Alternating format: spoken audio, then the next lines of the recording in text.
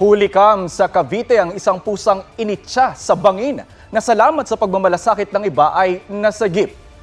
Sa cellphone video na ito, kitang binuhat ng isang lalaki ang pusa at basta-bastang inihagis mula sa tulay. Ang suspect na isang college freshman na inakala raw na patay na ang pusa kaya niya ito itinapon. Humingi siya ng tawad at handa raw humarap sa anumang reklamo.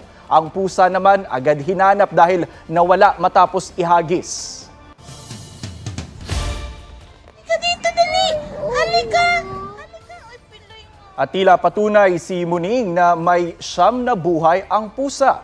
Nagtatago lang pala siya nang makita at masagip ng ilang estudyante ng Cavite State University. Noong una, mailap siya sa pagpasok sa inilatag na trap para makuha siya hanggang sa tila sumuko na lang ang pusa. Agad siyang dinala at ginamot sa veterinary clinic. Batay sa x-ray, wala siyang bali pero nagkaroon ng trauma at pamamaga sa joints.